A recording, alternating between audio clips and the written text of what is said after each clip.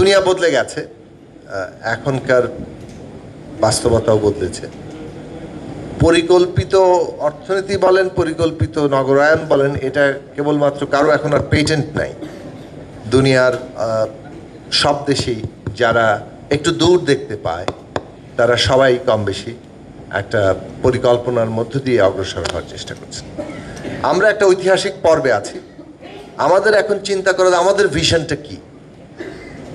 আমরা একটা ঐতিহাসিক পর্বে আছি, যেমন বাংলাদেশ তার নিজস্ব ঐতিহাসিক পর্ব, একটা রাষ্ট্র গঠনের পুনর্গঠনের পর্ব, এক নতুন রাজনৈতিক বন্দোবস্ত, নতুন ব্যবস্থা নির্মাণের পর্ব।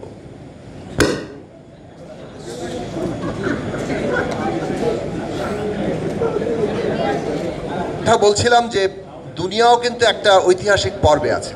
ঊনবিংশ শতাব্দী থেকে এ পর্যন্ত যে যাকে বলে যে একটা ইন্ডাস্ট্রিয়াল রেভলিউশনকে আমরা দেখেছি, দুনিয়া এখন একটা আরেকটা নতুন মানে উল্লম্ফনের জায়গা আছে, যেটাকে ফোর্থ ফিফথ ইন্ডাস্ট্রিয়াল রেভলিউশন কিংবা টেকনোলজিক্যাল একটা অ্যাডভান্সমেন্টের কথা বলা হচ্ছে। সেটা কিন্তু খুব গুরুত্বপূর্ণ। এইটা দুনিয়ার যাকে বলে যে ডিভিশন অফ লেবার বদলে দেবে এবং ব্যাপকভাবে এই যে আমরা যে অর্থনৈতিক কিংবা রাজনৈতিক অর্থনৈতিক ব্যবস্থার মধ্যে আছি, তার মধ্যে যে ধরনের আয়োজন আছে, সেই আয়োজনের অনেক খোলনলচে চেহারা বদলাবে। আমরা কি সেটার জন্য প্রস্তুত আছি কিনা, সেটা খুব গুরুত্বপূর্ণ প্রশ্ন। আমাদের রাষ্ট্র সংগঠন, আমাদের পরিকল্পনা যেমন নিজেদের জন্য, তেমনি বৈশ্বিক ব্যবস্থাপনার মধ্যে আমরা সেই জায়গায় নিজেদেরকে প্লেস করতে পারছি না। আমাদের ভিশনটাকে সেই জায়গায় নিতে পারছি কিনা। বাংলাদেশের সামনে একটা খুবই যাকে বলে যে ক্রান্তিকালীন পর্ব। আমরা অর্থনৈতিক দিক থেকেও যে জায়গায় এসে দাঁড়িয়েছি, হয় আমরা স্থবিরতার মধ্যে আটকে পড়ব, না হয় আমাদের কিন্তু একটা খুব বড় ধরনের অ্যাডভান্স করতে হবে। এটা ছাড়া বিকল্প কিছু নাই। আমরা যদি আর এগোতে না পারি, তাহলে আমাদের মুখ থুবড়ে পড়াটাই ভবিতব্য হবে।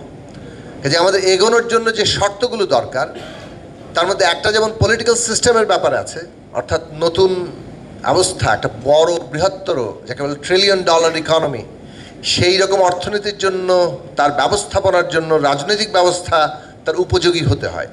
সেটাই নতুন রাজনৈতিক বন্দোবস্ত। But at the same time আমরা যদি হিসেব করি প্রাণ, প্রকৃতি এবং আসলে আমাদের পুরো পরিকল্পনা, আমাদের এই যতটুকু ভূমি আছে, আমাদের যা কিছু মানে নদী নালা প্রকৃতি সব কিছু আছে, তার মধ্যে যে মানুষ আছে, পশু পাখি আছে, সবটা মিলে আমরা আসলে আমাদের পরিকল্পনা করতে পারছি কিনা। সেটা না করতে পারার ব্যর্থতা আমাদেরকে সামষ্টিকভাবে ভোগাবে, একটা বিপদের মধ্যেও নিয়ে ঠেলবে। কাজেই বাংলাদেশের পুরো ভিশনের মধ্যেই পরিকল্পনা এখন একটা কেন্দ্রীয় বিষয়। যদি সত্যি সত্যি আমরা এগোতে চাই, তাহলে আমাদের এই পরিকল্পনার বিষয়টাকে কেন্দ্রের মধ্যে আনতে হবে।